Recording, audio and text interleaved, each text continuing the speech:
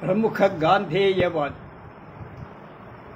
శ్రీ పల్లా ప్రగడ ప్రకాశరాయుడు గారి ఆత్మకథ మా రత్నచక్రం 4వ భాగం 5/4/25.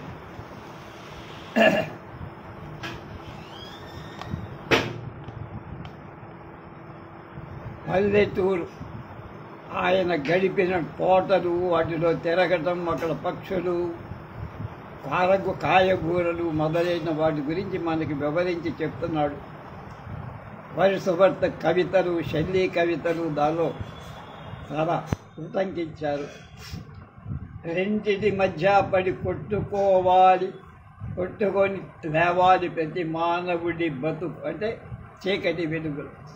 అందుకు తగినట్లుగా జీసస్ క్రైస్ట్ తన ఆఖరి రోజులు జెరూసలేం గుడి ఎదుట నిలిచి భగవత్ ప్రార్థన చేసుకుంటూ, ఈ గుడి తప్పక శిథిలమైపోతుంది, నేను వెళ్ళిపోతున్నా, కానీ మళ్ళా మంచి కాలం రాబోతుంది, ఈలోగా మనుష్యులు విధించే అనేక బాధలను కల్పించుకుంటారు అంటూ ప్రాణం వదిలారు.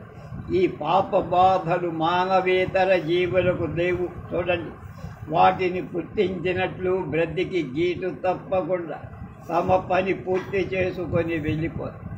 అడవిని చెట్టునై లేక పుట్టనై లేక రాయినై పుట్టకపోయాని అని పాపతాపంతో ఏడ్వాజినవాడు పుష్పజాతులు అసంఖ్యాకాలైన వాటన్నిటిలో పసిబాల్యం నుండే నాకు ఎక్కువ ప్రియమైంది అందమైంది బంతిపు, అతి పవిత్రంగా సూచించే మేరీ గోల్డ్ దాని పేరు. బంతి పువ్వును వించిన ముఖం మొత్తే సువాసనలు నాకు అక్కర్లేదంటున్నారు. 8 ఏళ్ల వాడనై ఉంగుటూరు చదువులో పడ్డ తరువాత మా ఇల్లు దొడ్డి నా దృష్టిలో సరిసమానమైపోయి. ఇంట్లో నాకు పని లేదు, అంతా దొడ్లో ఇంటి చూరు వంటి మంచి ఎర్ర గుంజు పండ్ల జామ చెట్టు ఉండే. కొన్ని దోరకాయను రామచిలుకలు ముక్కున కరుచుకొని ఎగిరిపోతుంటే ఒక్కొక్క కాయ కింద పడి అది కొంచెం కడుక్కొని పిల్లలను ఏరుకొని తినేవారు. మా బుల్లి తాతయ్య ముక్కు చివర కొనదారి ఉండటం వల్ల ఆయనను చెరక ముక్కు తాతయ్య అనేవాణ్ణి. జామ చెట్టుకు ఎదురుగా కొంచెం దూరంలో 2 ఎత్తైన నారికేళాలుండే. వాటికి ఎడంగా ఎడమ వైపు 2-3 కూర అరటి చెట్లుండే. వాటికి ఎదురుగా కొబ్బరి చెట్ల వరుసని 2 చదరపు గజాల మేర మరీ చిన్నవి పెద్దవి కాని చేమంతి పువ్వుల మడి ఉండే. అరటి చేమంతులకు ప్రతిరోజు నీళ్లు పోసి పెంచటం నా పని. అరటి చెట్ల వరసలో ఏ చింత గింజో మట్టిలో కనిపిస్తే ఆ మర్నాడి 3వ నాడు మొత్తం మొలకెత్తిందో లేదో అని మట్టి పెకలించి చూసేవాడు. నీళ్లు ఎక్కువ పోస్తే త్వరలో మొక్క వస్తుందని నా భావన. నా అజ్ఞానం చూసి మా అమ్మ కొన్ని విషయాలు నాకు బోధించేది. తోటకూర గింజలు 3 రోజుల్లో మొలకెత్తుతాయని, ధనియాలు 2 బద్దలయ్యేటట్టు చెప్పుతో రాచి చల్లితే 9 రోజుల్లో మొలకెత్తాయి. ఇలా తనకు తెలిసిన సంగతులలో నాకు చెప్పే ఆమె బోధయే నాకు ఇప్పటికీ పనిచేస్తుంది. అంటే కాపురమన్న ఇంటి దొడ్లోని వాకిట్లోనో కాస్త మందు దొరికిన తోటల ఇదే నా పని. ఇక పెద్ద వృక్షాలతో నాకున్న అనుబంధం, ఆనందం ఇంటి సమీపంలో చెరువు గట్టు నుండిన రావి జువ్వి చెట్లతో మరచాను. మాది పెంకుటెరు. ఆ ఇంటి బొమ్మ కూడా ఎక్కడో పేజీలో వ్రాసుకుంటా. ఆ ఇంటి దొడ్డి చూరు కింద చూరు నీళ్లు మొక్కల కిందికి పారే. ఆ చిన్నప్పుడే ఒక ప్లాన్ వేసి చూరు పొడుగున బంతి మొక్కలు పెంచేవారు. ఈ సోదంతా ఎవరికి కావాలంటారేమో.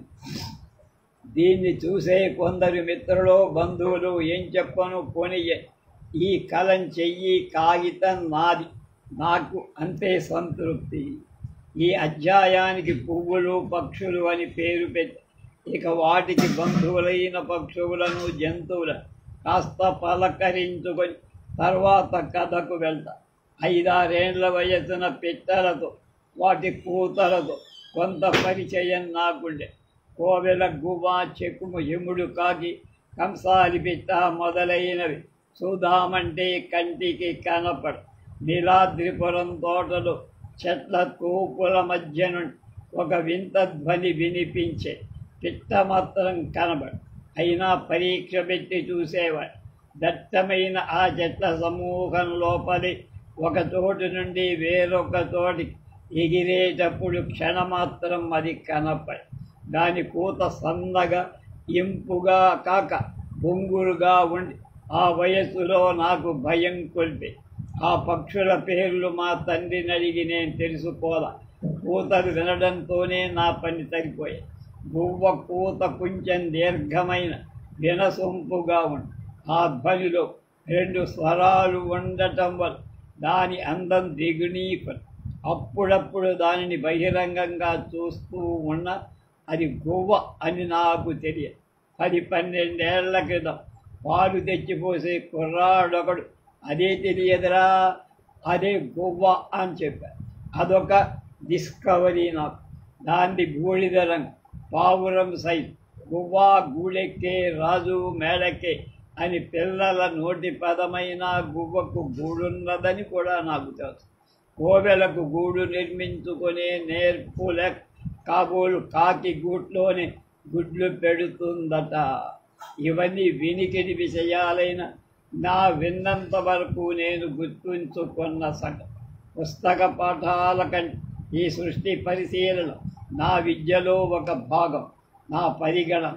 ఇందులో గొప్పతనం లేకపోయినా ఇది నాకు స్వభావ సిద్ధం అంతే. సామాన్యంగా ఊర పిచ్చుకలు కాస్త గడ్డి లేక పీచు ముక్కన పోగేసుకొని గోడ రంధ్రాల్లోనూ తాటాకు ఇండ్ల కప్పుల లోపల భాగంలోనూ కాస్త సందు దొరికితే గూడును అమర్చుకొని అనుక్షణం దానిలోకి వస్తూ పోతూ ఉండి. మా పెదతండ్రి కొడుకు భీమేశ్వరరావు తాటాకు పిచ్చుకల నడబడి వాటి అలవాట్లు పరీక్షించడానికి నేను కొంత పెద్ద అయిన తర్వాత కొంతసేపు అన్నయ్య ఇంటికి వెళ్ళి ఈ చిత్ర దృశ్యాలను చూసేవాడు. ఎందుకంటే ఎందుకు చెప్పాలి, ఏమని చెప్పాలి? Good as the inner sings, white as the inner sings అంతే. ఈ రకమైన ఊర పిచ్చుక కాదు, వేరొక రకమైన బంగారు పిచ్చుక ఈక. తాడి కమ్మ ఎక్కువగా ఈత, ఆకుల కొమ్మలు కొరలచే వేలాడేటు అల్లుకునే గోడల సొంపు చతురత చూసి తీరాల్సిందే. ఆ ప్రావీణ్యం ఏ మానవుడికి కానీ బట్టలు నేసే సాలెవాడికి కానీ ఉండదు. సాలె పొలుగు మనిషి కంటపడకుండానే అద్భుతంగా నిర్మించుకునే గూడొక్కటే దానికి సామ్యం. నేనేదైనా రైలు ప్రయాణంలో ఉన్నప్పుడు మార్గానికి 2 వైపులా ఈ బంగారు పిచ్చుక గూడు ఎక్కడ కనబడతాయా అని ఎదురు చూస్తేవా. చిన్నప్పటి ఈ ఆకలి ఆనందం ఇప్పటికీ నన్ను వదల. చిన్ననాటి బడి చదువు కాలంలో ఏదైనా ఒక గూడు ఆకు నుండి సడలి కింద పడి దాన్ని ఒక మహా వస్తువుగా తెచ్చి ఇంట్లో ఉంచుకునే అలవాటు ఉండేది నాకు. దానిలో 2 అరలు గుడ్ల కోసం కాబోలు. ఒక అరలో కొంచెం మెత్తని దూది వంటి పీచు ఉండేది. బంగారు పిచ్చుక రంగు ముక్కు పోక అదోరం. పోక ముక్కు మామూలు పిచ్చికలాగా కాక కొంచెం పొడుగనుకో. వెలుతురు కోసమని ఒక మినుగురు తెచ్చి గుట్లో ఉంచుకుంటుందని కొందరు చెప్పిన మాట నిజమో అబద్ధమో నాకు కల్పన తెలియదు. నాకుండినటువంటి పక్షి మిత్రుల్లో కోడి, పుంజు, పెట్ట కోవెల, కాకి ఇవి కోడి పుంజు. మిత్రుడు కానిది ఎవరికి? తెల్లవారుజామున మనిషి కంటే ముందు గంటల లెక్క 3-4 సార్లు ప్రాణి లోకాన్ని మేల్కొల్పుతుంది. ఎవరు నేర్పిన అలవాటది? కేవలం నేర్చుకున్న పాఠమై ఒక్కొక్కసారి మరిచిపోవడం కూడా ఉంది. Before the cock crows tomorrow you will deny me thrice అని క్రీస్తు నికరంగా పీటర్కు చెప్పిన జోస్యం. నికరంగా కోడి కూయటం ఎంతో పీటర్ చేసిన పని కూడా అంతే సహజమైంది. ఉంగుటూరు చెరువు గట్ట చెట్ల మీద నిండి ఉండేవి. కోడి తర్వాత నిద్ర లేచేది కోవెల అన్నాడు. పక్షులను తోటి మానవుల కంటే మిన్న గౌరవించి చేసిన మహాకవుల ఆప్యాయపు వనరు ఆచంద్ర తారార్కం నిలిచి ఉంటాయి. O cuckoo, shall I call the bird or but wandering voice అంటాడు కవి సార్వభౌముడు వర్డ్స్వర్త్. పక్షి కంటే దాని ధ్వనికి ఎక్కువ గణ్యతని. ఇక స్కైలార్క్ భరత పక్షిని సంబోధిస్తూ షెల్లీ మహాకవి ఎంత వినసొంపైన మాట అంటాడు.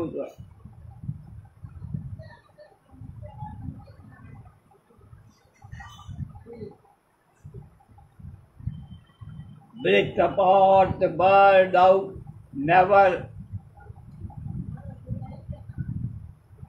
what thou art, we know not. ఎందుకంటే దాని ఉనికి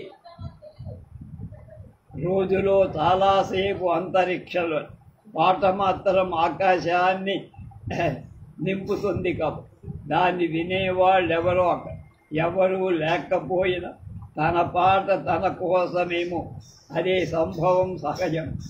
విరి అయిన సంగీతపు నిపుణుడి పాట శ్రోతలను పాఠకుని కూడా మైమరపిస్తుంది. కవిలో మరొక శక్తి కూడా ఉంది. తాను మాట్లాడకుండా ఇతరుల చేత, నోరు ఎర్రగని జంతువుల పక్షుల చేత కూడా మాట్లాడించగా అతన్ని బట్టి ఇమాజినేషన్ అనుకుంటే మంది పరమ. ఇదిగో చూడండి, over his own sweet voice the stock dove broods, the jay makes answer as the magpie chatters అంటాడు వర్డ్స్వర్త్. కొందరు మనుషులకు పక్షుల భాషలో పరిచయం ఉంటుందని ఒక ప్రతీతి. అలాంటి వాళ్ళు వాటి ప్రపంచాలలో కూడా జీవించగలరు. అదేవిధంగా వాడు పక్షి, వృక్ష, జంతు, మానవ సంతతుల ఒకటిగా కలిపి ప్రాణులన్నిటినీ ఏక కుటుంబంగా భావించి చెయ్యగలరు.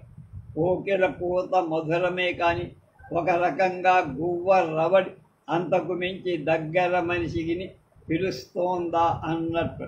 అలా పక్షి జ్ఞాపకాలు చిన్ననాటిని నన్నంటుకొని ఉంది. అవి చెరిపివేయబడవు. ఒకసారి పైన అన్నదే మళ్ళీ అంట. మెమరీస్ ఆర్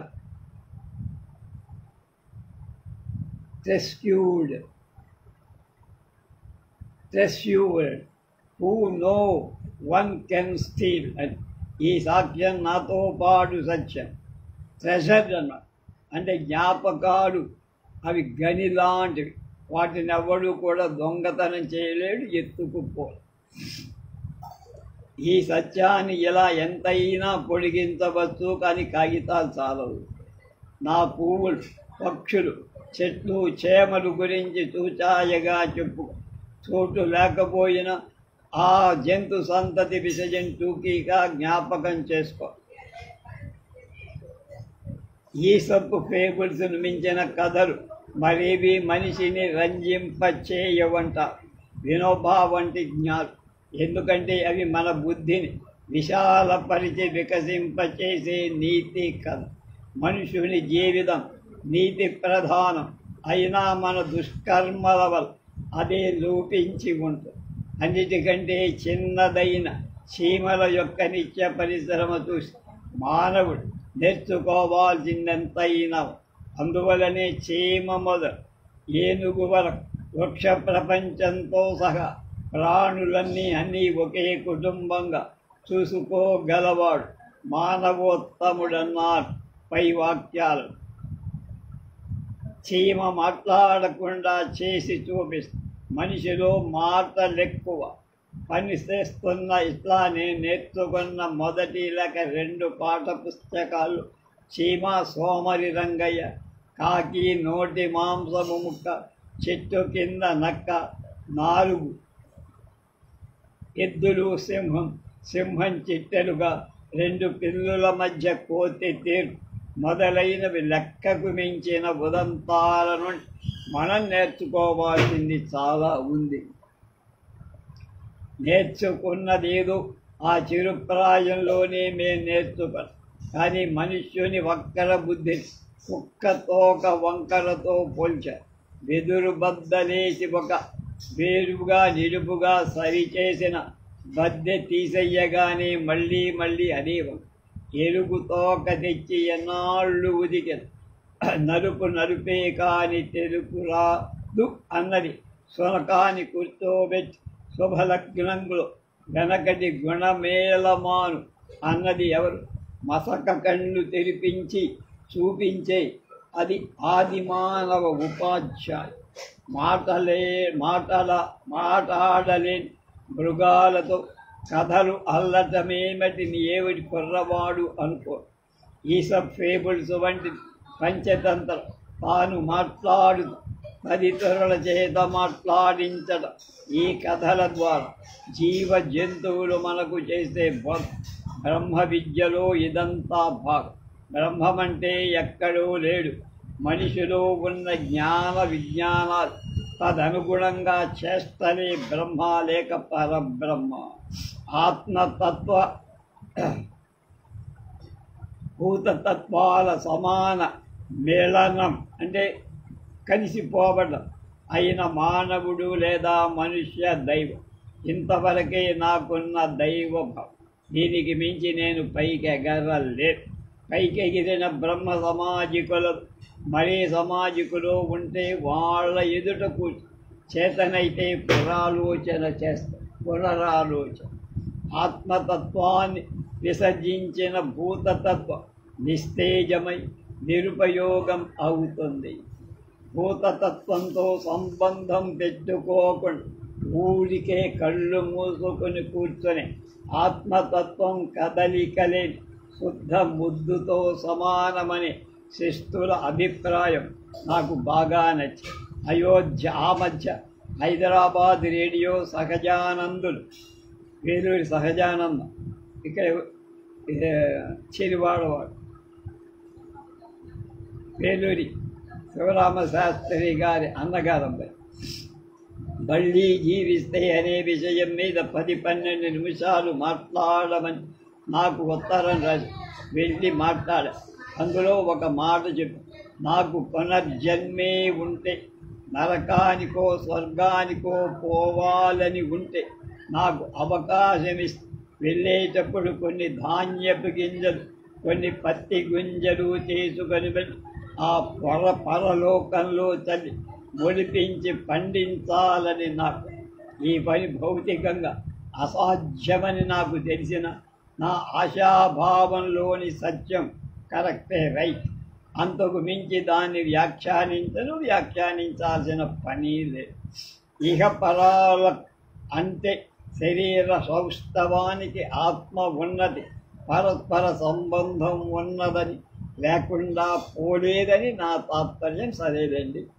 మరీ శైశవంలో 16-17 ఏళ్ల ప్రాయం మించకుండానే నేనిక్కడ సరి అయిన భాషలో వివరించకపోయినా చాలా ఏళ్ళు గడిచిన తర్వాత మహాత్మా గాంధీ పేరు పెట్టి ఎడ్యుకేషన్ ఫర్ లైఫ్, బతుకును సార్థకపరిచే విద్య,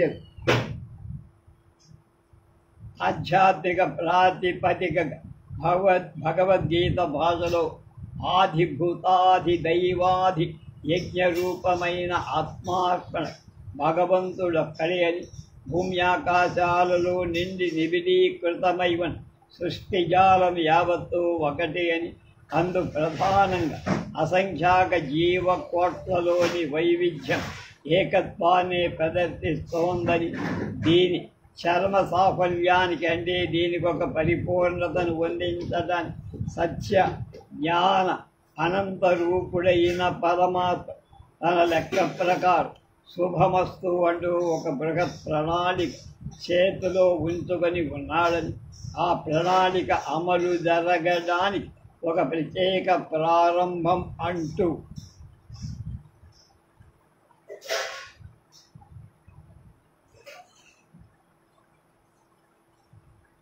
లేక యుగయుగాలుగా దానిని అవిరామంగా జరుగుతూనే ఉందని, అశుభాలు, అజ్ఞానం, అశాంతి మొదలే సమస్త ఆటంకాలు ఉడి సర్వం భగవంతుని సత్సంకల్పాన్ని అనుసరించి ఇన్ గాడ్స్ గుడ్ టైం సంపూర్ణం కానున్నదని, ఈ యమశాసనాన్ని గుర్తని ధర్మాన్ని జవదాటక జాగ్రత్తడై దానికి సరి అయిన బ్రతుకని అన్ని తప్సీళ్లతోగా ముక్తసరుగా ఒక జీవన ధర్మసూత్రం నా లోపల ఈసుమంత కదలికతో, అదే తర్వాత లభించిన గురువుల సద్బోధ వల్ల వారి ప్రత్యక్ష జీవిత విధాన ప్రభావం ఏదో కాస్తగా నా లోపల త్వరబడి అనుభవ సిద్ధమైన ఆలోచన అభిప్రాయాల వల్ల కొంత మార్పు అంటే మనోవైశాల్యం కలుగుతూ పుస్తకాల మీద కాస్త వెర్రి ఆసక్తి పొందిన విదాహి చదువది కాక పోయిన అదృష్టవశాన వీధి బడి మొదలు విశ్వవిద్యాలయం వరకు నాకు లభించిన ఉత్తమ గ్రంథాల నుండి వాటిని శ్రద్ధలో పఠింపచేసిన గురువుల వద్ద నుండి ఎడ్యుకేషన్ ఫర్ లైఫ్ యొక్క సౌరభం నాకు తగిన మోతాదులో అనవచ్చునైతే అంతానికి సాహసిస్తా. ఇక 5వది తణుకు హై స్కూల్. ఉంగుటూరులో మా గ్రామ విద్యార్థుల కోసమే నెలకొల్పెట్టిన ప్రైవేట్ ఎడ్వర్డ్ లోయర్ సెకండరీ స్కూల్లో ఏసుధర దయతో వచ్చి చూసి మాకు గ్రామస్తులకు స్కూలు పెద్దలకు అపరిమిత ఉత్సాహమిచ్చిన స్కూల్. చదువు అయిపోయిన తర్వాత మా చదువుతోనే ఆ స్కూల్ ఎత్తేయబడినట్టు చెప్పాను.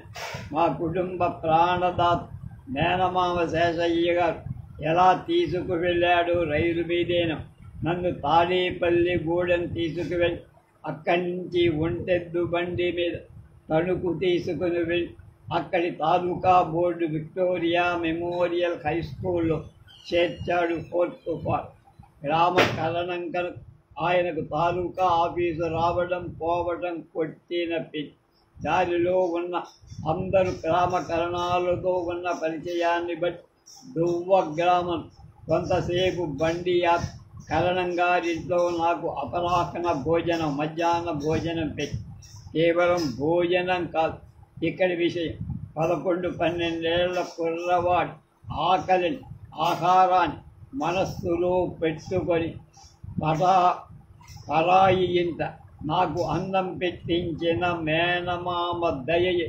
ముఖ్యమిక్కడ. అందువల్ల తండ్రిని మించిన తండ్రి ఆయన అని శిలాక్షరంగా నా మనస్సులో పడిపోయి నా ప్రాణ ప్రయాణంతోనే అది చెరిగిపో. తణుకు స్కూల్లో చేరిన కొద్ది రోజులకే చిన్న తిరుపతి తీసుకువెళ్ళి అక్కడ నా ఉపనయనం నా పెద్ద చెల్లెలు సుందరమ్మ వివాహం జరిగించడానికి ఏర్పాటై మా హెడ్ మాస్టర్ విఎన్ కృష్ణారావు గారు ఆయన దక్షిణాదివాడు నా కోసం 2-3 రోజులు సెలవడికి పుచ్చుకున్నాడు. మేనమ్మ 4వ రోజు ఉదయానికి తీసుకొచ్చి స్కూల్లో అప్పచెపుతాను అన్న ప్రకారం 4వ రోజు స్కూలుకు హాజరు పెట్టి హెడ్ మాస్టర్ నన్ను క్లాసులో అందరికీ చూపించి ఒరే చూడండి వీరు అన్న వేళ సరిగ్గా ఎలా వచ్చి హాజరయ్యాడు వాడిని చూసి నేర్చుకోండి అని ఆయన విద్యార్థులను హెచ్చరించి ఉండటం నాకు బాగా గుర్తు. ఆనాడట్లా నన్ను హాజరు పెట్టిన బాధ్యత, సమయపాలన, మర్యాద మా మేనమామ గారు. మరిచిపోయిన మరొక విషయం ఆయనను గురించి చెప్పుకోవాలి.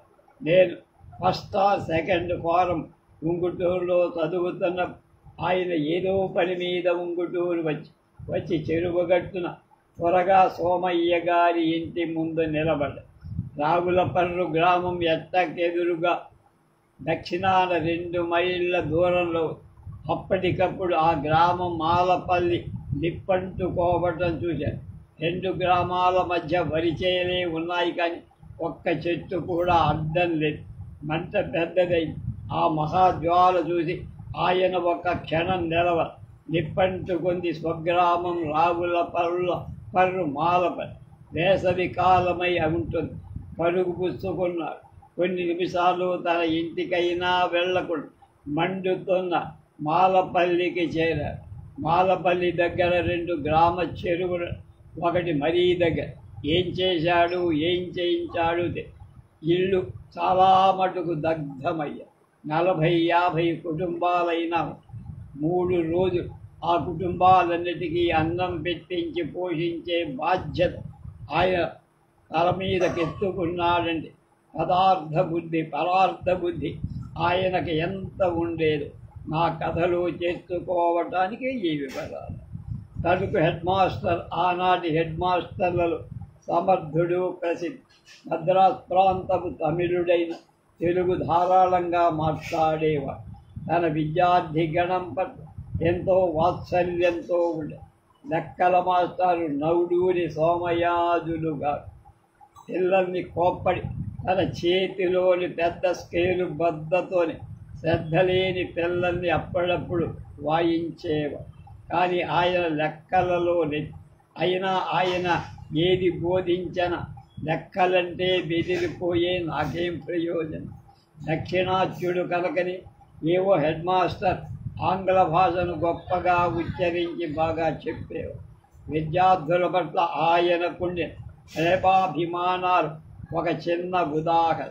నేనొక వేసవిలో 10-12 రోజులు జ్వర పీడితుడనై లంకణాలతో మంచాన పడి ఉన్న సమయం మేమున్న అద్దె ఇంటికి స్వయంగా నడిచి వచ్చి నా మంచం మీదనే కూర్చి, ఎలా జ్వరం వచ్చిందా, కొని అదే పోతుందిలే, భయం లేదు, నెమ్మదించిన తర్వాత స్కూలుకు రావచ్చు, పరీక్షల బెంగ పెట్టుకో అని నాకెంతో ధైర్యం చెప్పి వెళ్ళా. హెడ్ మాస్టర్ మా ఇంటికి రావడమేమిట మా అమ్మ మొదలైన వాడు ఆశ్చర్యంతో నిలబడ్డా. ఆ స్కూల్లోని సైన్సు బోధను ఉద్దండు ఇవటూరి మృత్యుంజయుడుగా సరిగా పాఠం చదవని విద్యార్థులు గాడిదముండా వెధవ అని మాత్రం మందలించేవారు. 4th ఫారంలో మాకు కొంత ఇంగ్లీష్, హిస్టరీ చెప్పే రాఘవాచార్యులు గారు ఉండే. శిష్యుల మీద ఆయన కోపం వచ్చిన, ఏం చావలే పెసరపప్పులాగా మోహన్ నువ్వు అంటూ ఒకడిని వాడి పాత చింతపండు అని ఇంకొకడిని, వేరొకడిని రోయ్ M నంబర్ 2 అనేవారు. ఆ మ్యాంగనీస్ డైఆక్సైడ్ పొడి నల్లగా ఉంటుంది. MN అన్నమాట, మ్యాంగనీస్ డైఆక్సైడ్ నల్లగా. కాబోలు అంత నల్లగా మా గోపరాజు సూర్యనారాయణ ఉండే కనుక ఆచార్యులు పెట్టిన పేరు వాడికి సరిపోదు, మ్యాంగనీస్ డైఆక్సైడ్ MnO2. అలాగే ఉండేవి రాఘవాచార్యులు విద్యార్థులకు పెట్టిన పేరు. మా క్లాసులో ధూళిపాడ సత్యనారాయణ బిషప్ అని ఆచార్యులు ఇచ్చిన పేరు. మా ఇంగ్లీష్ హిస్టరీలో ఎవడిదో ఒక బిషప్ బొమ్మ ఉండేది. ఆ బొమ్మలాగా ఉండేవాడు ధూళిపాడ. కనుక వాడిక అసలు మనిషి కొట్టి మెడ ఇంకా కొరత, తల మీద అల్లిక ఊలు, దెప్పటు తలకు అతుక్కుపోయి చెవుల వరకు దిగబడి ఇదంతా కనిపెట్టి ఆచార్య మాస్టర్ వాడిని ఎప్పుడు ఒరే బిషప్ అని. బిషప్ ఎప్పుడు గణిత పాఠంలో ఫస్టే, మరి నా లెక్కలు సబ్జెక్టు మాట అడగదు, అది ఎప్పుడు లేస్తే ఇంకా తక్కువ. పానుగంటి అన్నాజీరావు క్లాస్ అందరిలో అన్ని విషయాలు అందరికంటే తెలివైన వాడనిపించుగా, వాడికి నాకు ఆ కారణంగా దైవం ఇట్లా విధిస్తాడు కాబట్టి అతి దోస్తి వీధిలో స్కూల్లో వాడి మేడ ఇంట్లో అన్నాజీ అని ముద్దుగా పిలిచేవాడు హెడ్ మాస్టర్. ఆ 3 ఏళ్ళు మేము జతగాళ్ళమని క్లాస్ అందరూ అనుకేవారు. వాడి పుస్తకాలు, నోట్బుక్స్, దస్తూరి చాలా శుభ్రంగా ఉండి ఒక్కో తప్పు లేకుండా పెరుమాల్ చెట్టి పెన్సిల్తో నోట్స్ రాసేవారు. ఆ నోట్స్ కూడా ఏ కుర్రవాడు ఉపయోగించని తెల్ల నున్నని పాలకోవా కాగితాలు పెద్ద సైజు నోట్బుక్స్లో వ్రాసేవారు. తరచూ సాయంకాలం మేమిద్దరమే కలిసి కోస్తా నది కాలువ ఒడ్డున గోస్తని నది కాలువ ఒడ్డున షికారుకు వెళ్ళేవారు. మాకెదురుగా లంక శివరావు, ఎర్రమిల్లి దీక్షితులు వాళ్ళ వాక్యాడి నుండి తిరిగి అరుగోల నలదమయంతులిద్దరు అని మమ్మల్ని పరామర్శించి మా మటుకు మాకది బాగానే ఉండేది. ఆ రోజు ఆ ఊత పదం వాళ్లకు నోటికి ఎలా ఎందుకు వచ్చిందంటే, ఆ రోజులో దక్షిణామూర్తి శాస్త్రి గారు బ్రాహ్మణ గూడెం వారు మా క్లాసుకు నలోపాఖ్యానం పాఠంగా చెప్పి అందులోని మొదటి పద్యంలో మొదటి మాట విని ఆయన బోధ ఉచ్చారణ కూడా అద్భుతంగా ఉండే. పాఠం చెప్పేటప్పుడు నిరాఘాటంగా ఆయన నృత్యం పీల్చడం కూడా ఉండే. వైదిక బ్రాహ్మణ పురుషులకు అది ఎప్పుడు లైసెన్సే. చాలామంది నియోగులు కూడా బ్రాహ్మణేతర తెగళ్ళు పొగాకు పొగతొట్ట రూపం కాలుస్తారు కనపడి.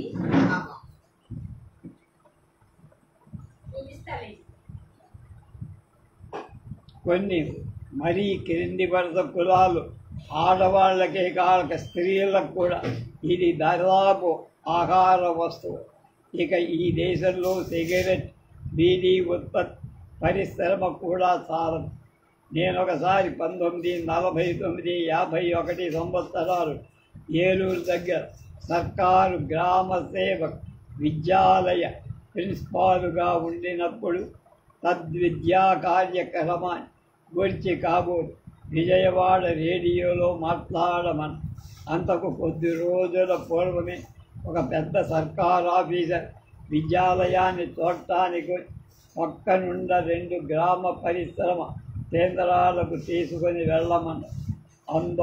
అందులో ఒక ఊళ్ళో పొగాకు బీడి అతి ముమ్మరంగా తయారు కావడం చూసి ఈ చుట్టుపక్కల బీడీలు మంచి గ్రామ పరిశ్రమగా వృద్ధి చెందడం ఎంతైనా ప్రశంసనీయమని చెప్పి అక్కడ ఉన్న విజిటర్స్ బుక్లో ఆ ఆసామీ రాశారు. గ్రామ సేవాభివృద్ధి ఆఫీసర్ ఈ పాడు పనిని ఎంతగా కొనియాడటం అన్యాయం, అప్రాచ్యం అంటూ తరువాత వచ్చిన నా రేడియో ప్రసంగాలు ఆ మనిషి పేరు ఉదహరించకుండా చేర్చారు. నా వ్రాత ప్రతిలో ఈ బీడీల భాగం కొట్టేసి మిగిలింది మాత్రమే చదవటానికి అనుమతించారు రేడియో వాళ్ళు. సర్కార్ ఆఫీసర్ కదా పాపం, అప్పటికి కాదనలేక వాళ్ళ ఇష్ట ప్రకారమే ప్రసంగాన్ని చదివేసి వ్రాసిన విషయం రైటో తప్పో తేల్చమని రేడియో అధికారులకు నా పైన ఉన్న గ్రామాభివృద్ధి మద్రాసు అధికారి వెంకటాచలపతి ఆయనపై వ్రాతపూర్వకంగా ఫిర్యాదు చెప్పి అయిందేదో అయింది కదా, ఇక చర్చ ఎందుకని వెంకటాచలపతి మాత్రం అఫీషియల్గా జవాబు పంపారు, పోనీయండి. తర్వాత అన్నాజీ నేను పెద్దవాళ్ళని మా చదువులు పూర్తయి అతడు ప్లేడరై తణుకు గాంధీ జాతీయ పాఠశాల కమిటీ పెద్దగా, నేను చాగల్లు హరిజనాశ్రయ స్థాపకాచార్యుడుగా ఉండి అప్పుడప్పుడు ఇద్దరం తణుకులోనూ మరెక్కడో కలుసుకుండేవాళ్ళం. అన్నాజీరావుకు నాకు ఏర్పరిచిన దోస్తీ ఈ కథలో ఒక ప్రత్యేకత. తణుకు చదువు కాలంలో మరొకటి 2 జ్ఞాపకం. సబ్జెక్టులన్నిటిలో చిత్రలేఖనం, డ్రాయింగ్ నాకు ఎక్కువ ఇష్టం. డ్రాయింగ్ మాస్టర్ దగ్గరున్న పైడిపర్రు రోడ్డు విద్యార్థులను తీసుకెళ్ళి ఒక్కొక్కడిని ఒక చెట్టు లేక మొక్క లేక పువ్వు వద్ద కూర్చోబెట్టి ఫ్రీ హ్యాండ్తో దాని ఆకుల్ని కాగితం మీద వ్రాయమని సరిగా వచ్చినా రాకపోయినా ఆ పనిని ముందుగా నేనే తయారు చెయ్యాలి. హిస్టరీ పుస్తకంలో ఉన్న మొఘల్ సుల్తాన్, బ్రిటిష్ వైస్రాయ్ మొదలైన వాళ్ళ బొమ్మలు దళసరి కాగితాల మీద రీప్రొడ్యూస్ చేయదు. వాటిని ఇతరులకు చూపించి బాగుందనిపించుకొని ఆనందించడం నాకు కాలవ. రాసులో గణపతి లింగం అని ఒక జంగం కుర్రాడుండే. చిత్రలేఖనంలో ఎప్పుడు అతడు ఫస్ట్, నేను సెకండ్. మరొక సంఘటన ఏమిటంటే, కొత్తగా నేను కొత్త ఫారంలో చేరిన తను కందిచేల మధ్య నుండ 2-3 మామిడి చెట్ల వద్ద నిలబడి చూస్తాను. నేను మరొకరిద్దరు సహాయోధ్యాయులు. అందులో మహంకాళిరావు అనుకుంటా. చెట్టునున్న కాయ కోసి నా జేబులో ఉన్న చాకు తీసి కాయ చెక్కుతుంది. తోట యజమాను ఎవరో వచ్చి చాకు కాయ లాక్కొని మమ్మల్ని బండబూతులు తెచ్చి వెళ్ళిపోతున్నా. ఇకనేముంది నా నాతో వచ్చిన వాళ్ళది వెర్రగబ్బడిన. అప్పుడు తెలిసి చేసిన తప్పుకు ప్రాయశ్చిత్తం ఇస్తాము. అక్కడ కదిసరి నా ఆనంద ఆశ్చర్యాలు కొల్పిన విషయం స్కూల్లో మరొకటి. స్కూలు మాస్టర్లు కూడా ఆ ప్రదర్శనలో కూర్చొని చాలా ఆనంది. అక్కడి నుండి వచ్చాడు ఒక చిత్రలేఖన నిపుణుడు. ఎదుటి గోడ వరుసగా నిలబెట్టాడు 2-3 నల్ల బల్లలు బోర్డు.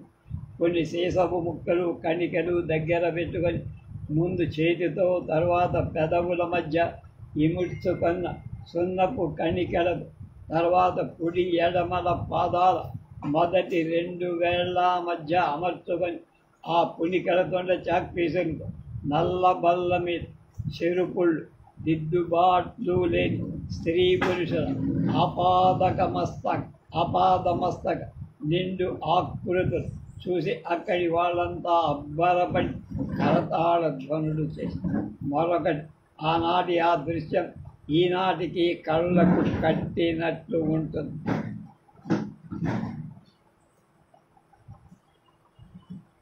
మరొకటి, సమయానికి గుర్తొస్తుంది.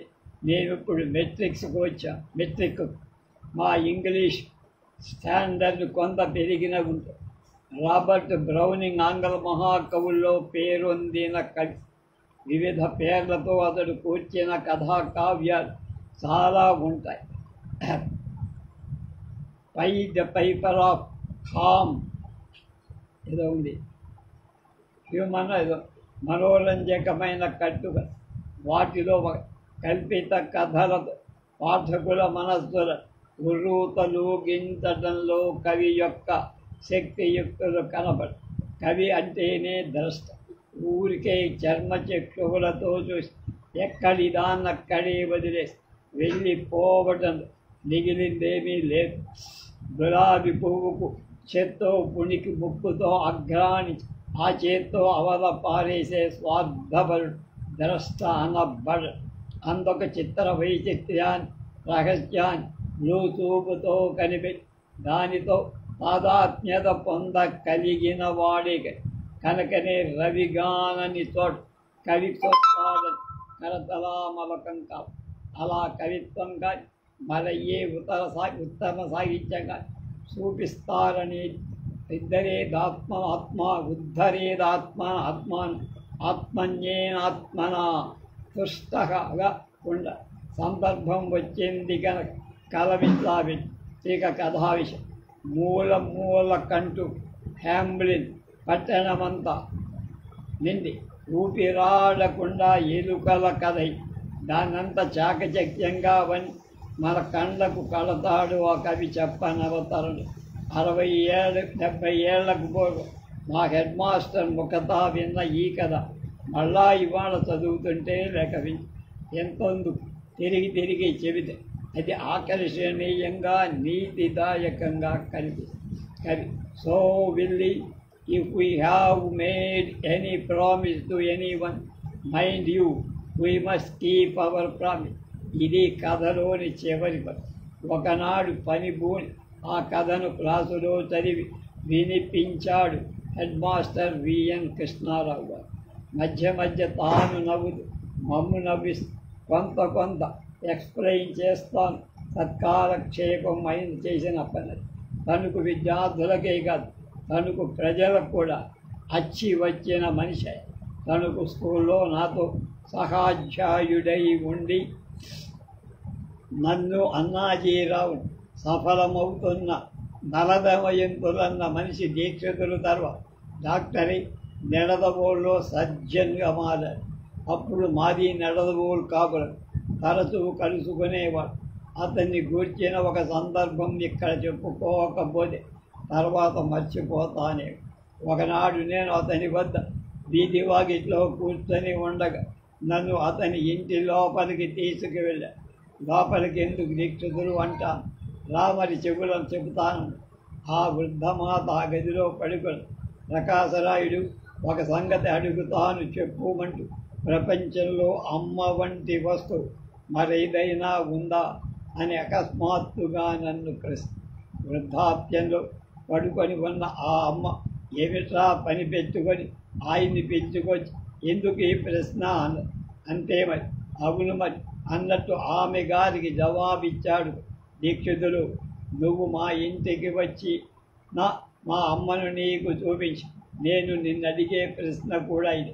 మన ఇద్దరి అమ్మలకు పూర్తిగా వర్తించే గుణ సంపత్తి ఇది అని నా ఉద్దేశం. అమ్మకు మరే వస్తువు సరికాదు, సాటిగా అన్నానులే. మా ఇద్దరి మాట ఏకమైన నాకు సంతోషంగా. రేపు హితకారిణి వీరేశలింగం పంతులు గారు పరిచయం, దాని గురించి తెలుసు.